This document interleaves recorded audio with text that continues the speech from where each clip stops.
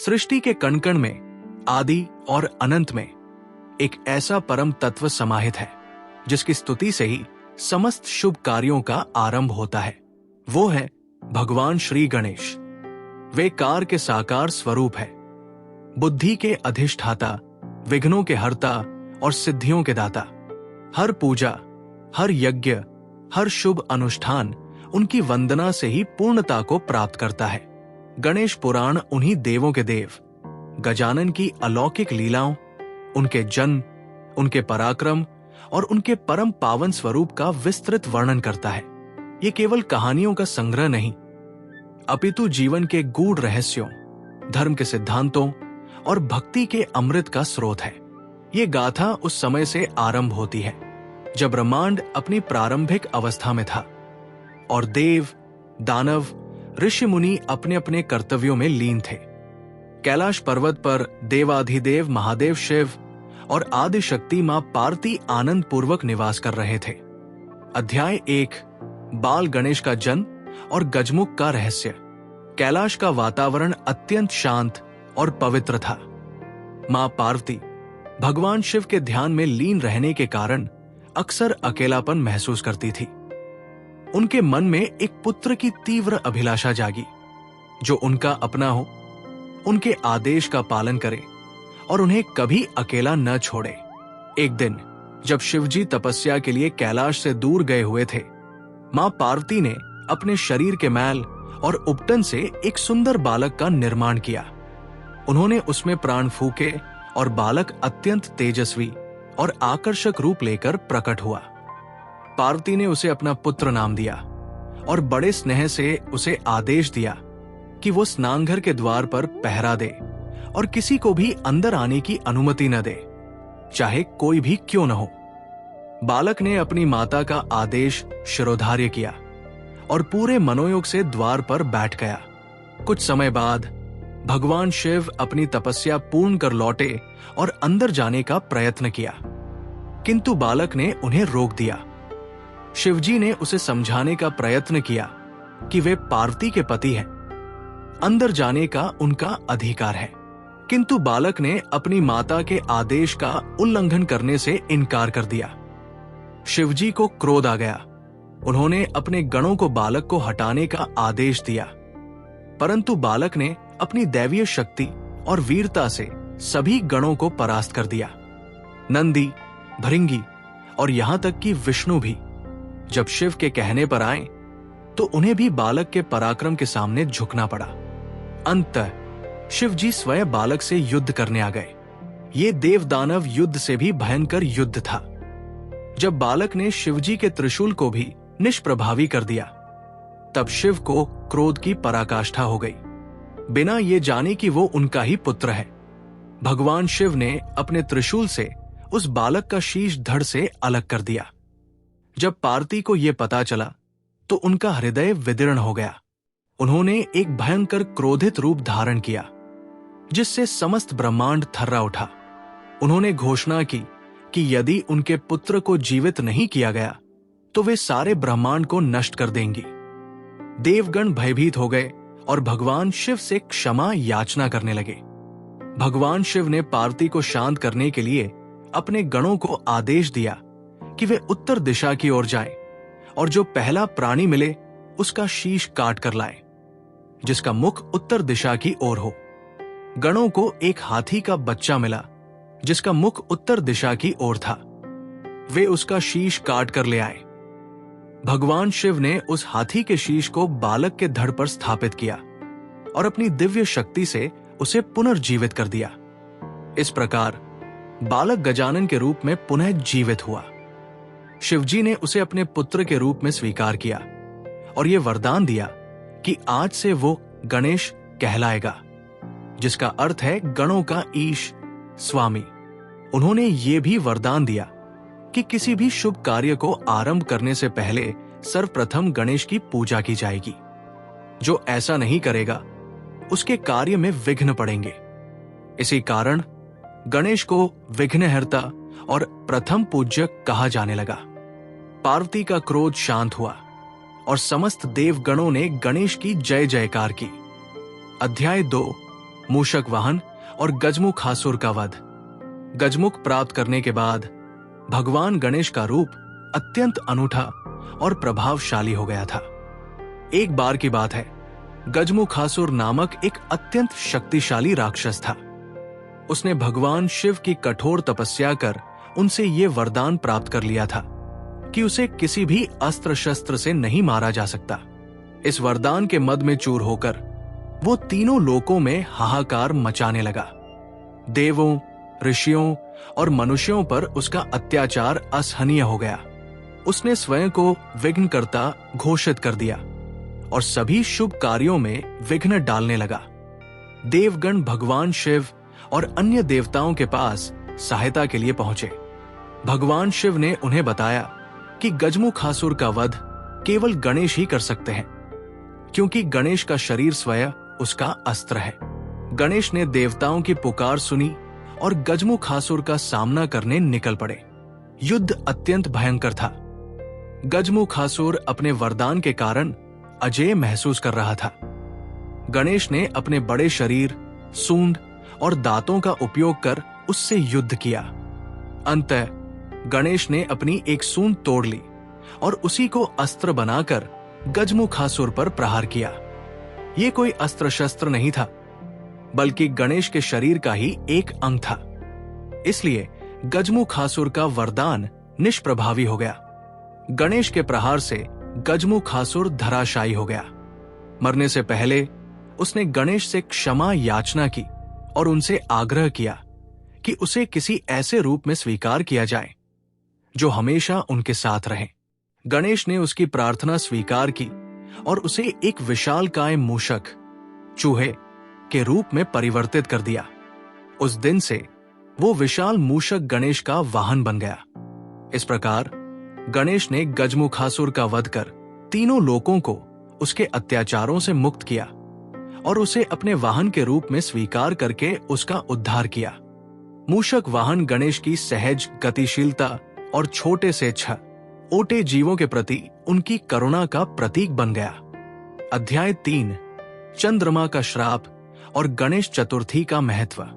एक बार भगवान गणेश अपनी प्रिय मोदक यात्रा से लौट रहे थे। जैसा कि उनका शरीर थोड़ा स्थूल और पेट बड़ा था, वे अपने मूषक वाहन पर आराम से बैठे थे। रास्ते में चंद्रमा ने अपनी चांदनी बिखेर रखी थी। गणेश के आगमन पर सभी देवता उनका अभिवादन कर रहे थे। अचानक गणेश का वाहन मूषक एक सांप देखकर डर गया और उछल पड़ा, जिससे गणेश असंतुलित होकर नीचे गिर पड़े। उनके पेट में रखे मोदक चारों ओर बिखर गए। गणेश ने जल्दी से अपने मोदकों को समेटा और अपने टूटे हुए पेट को एक सांप से बांध लिया। ये दृश्य देखकर चंद्रमा को हंसी आ गई। उसकी हंसी में अहंकार और उपहास छिपा था। गणेश ने अपने अपमान को महसूस किया। उन्होंने क्रोधित होकर चंद्रमा को श्राप दिया, तुमने मेरे रूप का उपहास किया है। आज से जो भी व्यक्ति तुम्हें देखेगा उस पर झूठा कलंक लगेगा और उसे अपमानित होना पड़ेगा। चंद्रमा श्राप सुनकर भयभीत हो गया।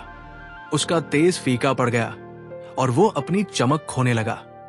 देवलोक में हड़कंप मच गया, क्योंकि चंद्रमा के बिना रात्रि अंधकारमय हो गई और औषधियों पर भी इसका प्रभाव पड़ने लगा।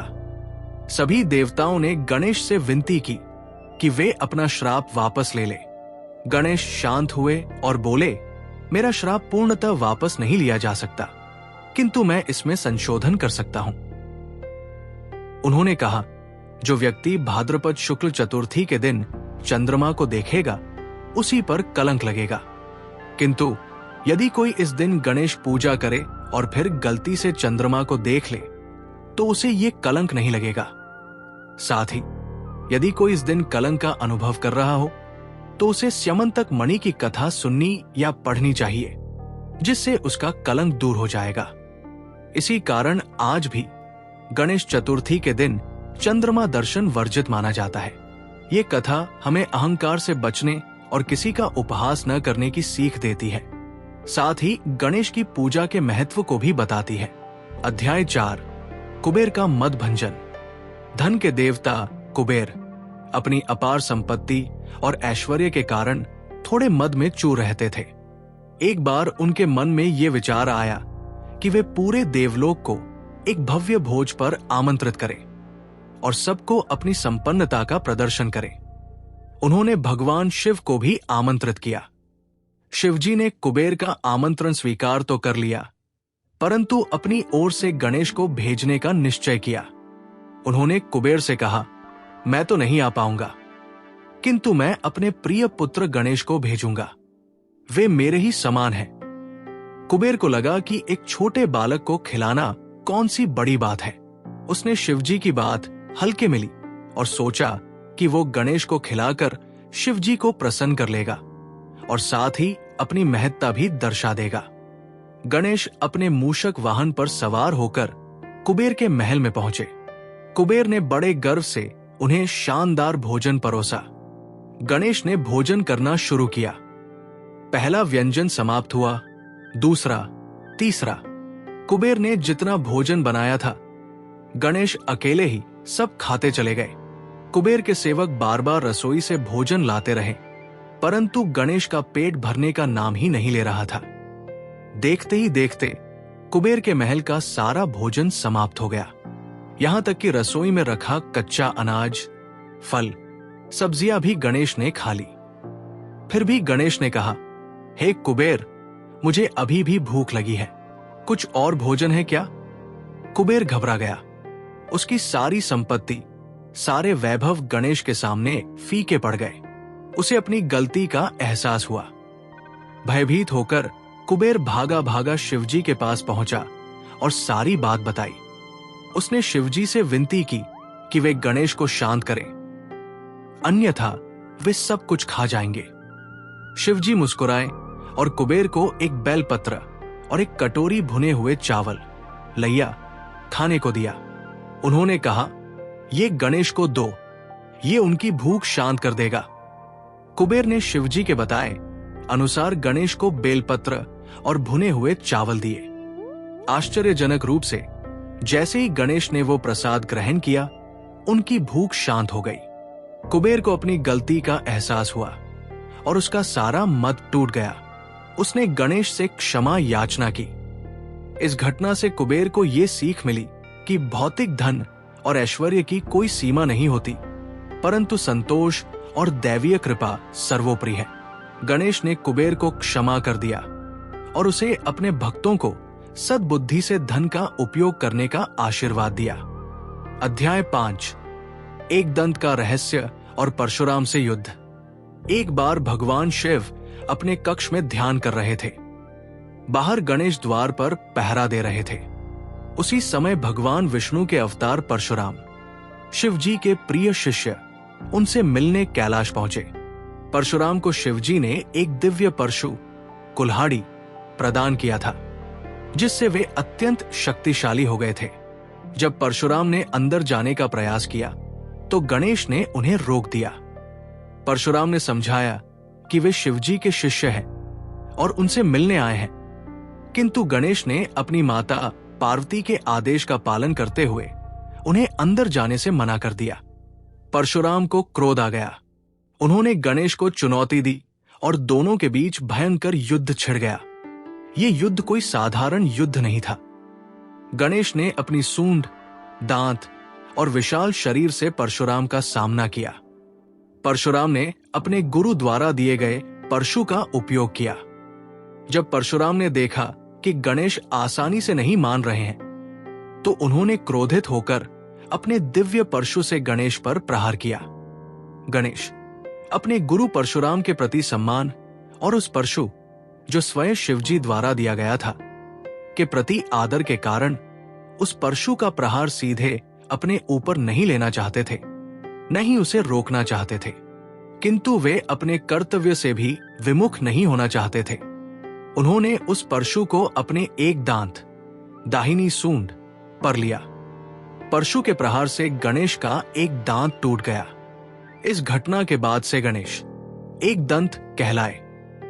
परशुराम को अपनी गलती का एहसास हुआ और उन्होंने गणेश से क्षमा याचना की। गणेश ने उन्हें माफ कर दिया और शिवजी ने भी अपने कक्ष से निकलकर दोनों को आशीर्वाद दिया। ये कथा कर्तव्यनिष्ठा, गुरु के प्रति सम्मान और अपनी क्षमताओं के सही उपयोग का संदेश देती है। अध्याय 6, महाभारत लेखन का दिव्य कार्य। एक समय की बात है, महर्षि वेदव्यास ने महाभारत जैसे विशालकाय और गूढ़ काव्य की रचना करने का निश्चय किया। ये एक ऐसा ग्रंथ था जिसमें धर्म, अर्थ, काम, मोक्ष के सभी सिद्धांतों का वर्णन था। परंतु इस महाकाव्य को लिखने के लिए उन्हें एक ऐसे लेखक की आवश्यकता थी जो इसे बिना रुके, बिना त्रुटि के लिख सके। महर्षि ब्रह्मा ने उन्हें सुझाव दिया कि वे भगवान गणेश से सहायता मांगे। वेदव्यास गणेश के पास पहुंचे और उनसे महाभारत लिखने का अनुरोध किया। गणेश सहमत हो गए, किंतु उन्होंने एक शर्त रखी, मैं लिखूंगा, परंतु आप बिना रुके कथा सुनाते रहेंगे। जहां आप रुकेंगे मैं लिखना बंद कर दूंगा। व्यास जी ने भी एक प्रतिशर्त रखी, मैं सुनाऊंगा, परंतु आप प्रत्येक श्लोक को समझकर ही लिखेंगे। यदि आप बिना समझे लिखेंगे तो मैं रुक जाऊंगा। गणेश ने यह शर्त स्वीकार कर ली। इस प्रकार वेदव्यास ने महाभारत का मौखिक रूप से वर्णन करना शुरू किया और गणेश ने उसे लिखना। जब गणेश का लेखन उपकरण कलाम टूट गया तो उन्होंने बिना समय गवाए अपनी प्रतिज्ञा को निभाने के लिए अपना एक दांत तोड़ लिया और उसे कलम के रूप में उपयोग करना शुरू कर दिया। इसी कारण गणेश को एक दंत भी कहा जाता है। व्यास जी बीच बीच में कुछ ऐसे गूढ़ और जटिल श्लोक बोलते थे जिन्हें समझने में गणेश को थोड़ा समय लगता था। इस प्रकार व्यास जी को भी थोड़ा विश्राम मिल जाता था ताकि वे अपनी अगली पंक्तियों को तैयार कर सकें। ये दिव्य लेखन कार्य कई वर्षों तक चला और अंततः महाभारत जैसा विशाल ग्रंथ पूर्ण हुआ। ये कथा गणेश की बुद्धि, समर्पण, कर्तव्यनिष्ठा और त्याग का प्रतीक है।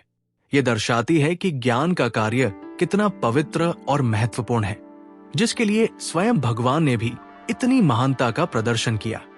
अध्याय 7, रिद्धि सिद्धि से विवाह और शुभ लाभ का आगमन। देवताओं को यह चिंता होने लगी कि भगवान गणेश अविवाहित क्यों हैं, जबकि वे सभी शुभ कार्यों के अधिष्ठाता हैं। उन्होंने ब्रह्मा जी से इस विषय पर विचार करने का अनुरोध किया।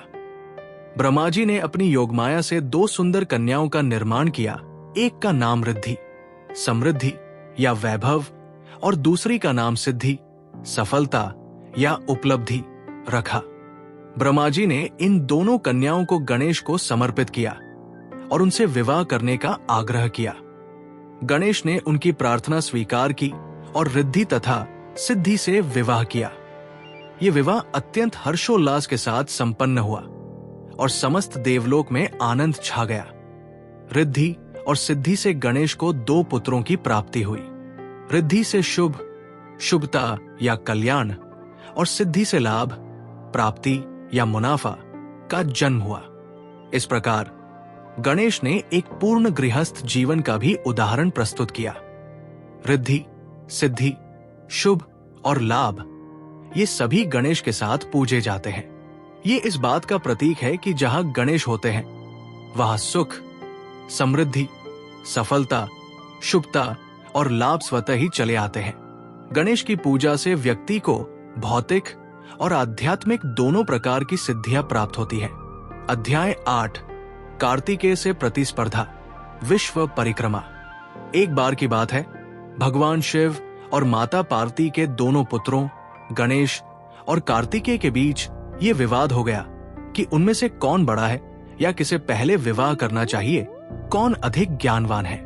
देवर्षि नारद ने इस विवाद को सुलझाने के लिए एक उपाय सुझाया।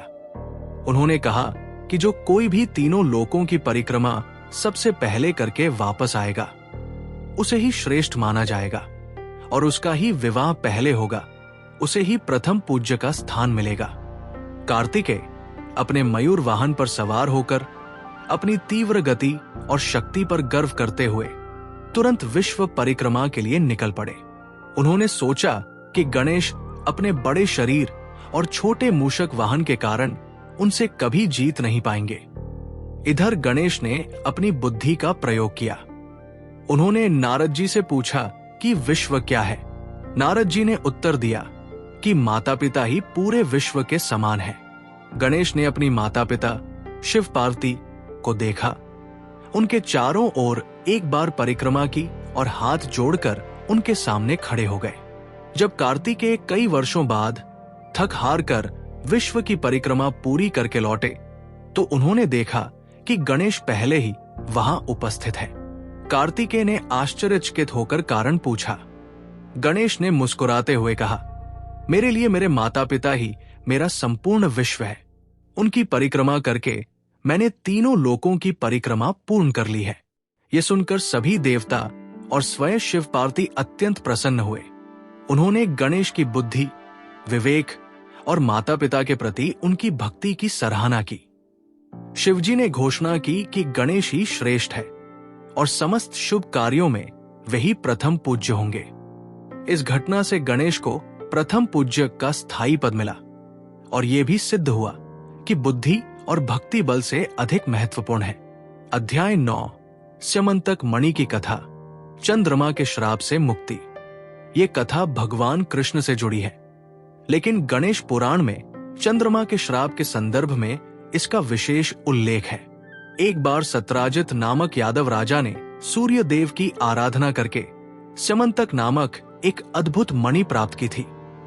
ये मणि प्रतिदिन 8 भार सोना उत्पन्न करती थी और जहां ये रहती थी वहां कोई विपत्ति, अकाल या रोग नहीं आता था। सत्राजित ने अहंकारवश ये मणि भगवान कृष्ण को देने से इनकार कर दिया, जिन्होंने इसे लोकहित में रखने का सुझाव दिया था। एक दिन सत्राजित का भाई प्रसेन उस मणि को पहनकर शिकार के लिए गया, जिसे एक सिंह ने मार डाला। सिंह ने मणि को छीन लिया, किंतु उसी सिंह को जामवंत, जो रामायण काल से जीवित थे, ने मारकर मणि अपने पास रख ली और अपनी गुफा में अपने पुत्र को खेलने के लिए दे दी। जब प्रसेन वापस नहीं आया तो सत्राजित ने कृष्ण पर स्यमंतक मणि चुराने और प्रसेन की हत्या करने का आरोप लगा दिया। ये आरोप ऐसे समय लगा था जब कृष्ण ने गणेश चतुर्थी के दिन गलती से चंद्रमा को देख लिया था। इसी कारण उन पर यह झूठा कलंक लगा था। अपने ऊपर लगे कलंक को मिटाने के लिए कृष्ण ने स्यमंतक मणि की खोज शुरू की। वे प्रसेन के पदचिन्हों का पीछा करते हुए जंगल में पहुंचे और वहां सिंह व जामवंत के बीच हुए युद्ध के निशान देखे। अंततः वे जामवंत की गुफा में पहुंचे, जहां उन्हें मणि मिल गई। जामवंत ने कृष्ण को चुनौती दी और दोनों के बीच 28 दिनों तक भयंकर युद्ध चला। जामवंत को तब एहसास हुआ कि कृष्ण कोई और नहीं बल्कि भगवान राम के ही अवतार हैं, जिनके लिए उन्होंने त्रेता युग में युद्ध किया था। जामवंत ने कृष्ण को स्यमंतक मणि वापस कर दी और अपनी पुत्री जामवंती का विवाह भी उनसे कर दिया। कृष्ण मणि लेकर द्वारका लौटे और सत्राजित के सामने पूरी सच्चाई बताई। सत्राजित को अपनी गलती का एहसास हुआ और उसने कृष्ण से क्षमा याचना की। उसने अपनी पुत्री सत्यभामा का विवाह भी कृष्ण से कर दिया और मणि उन्हें भेंट की, किंतु कृष्ण ने मणि को अस्वीकार कर दिया और उसे सत्राजित के पास ही रहने दिया। इस प्रकार कृष्ण पर लगा कलंक दूर हुआ। यह कथा गणेश चतुर्थी पर चंद्रमा देखने के श्राप और उससे मुक्ति पाने के उपाय, स्यमंतक मणि की कथा सुनना का महत्व बताती है। ये भी दर्शाती है कि सत्य हमेशा विजयी होता है और अहंकार व लोभ का परिणाम बुरा होता है। अध्याय 10, गणेश के विभिन्न अवतार और उनका महत्व। गणेश पुराण केवल एक जन्म की कथा नहीं, अपितु विभिन्न युगों में भगवान गणेश के अनेक अवतारों का भी वर्णन करता है, जिन्होंने धर्म की स्थापना और दुष्टों के सहार के लिए जन्म लिया। कुछ प्रमुख अवतार इस प्रकार हैं।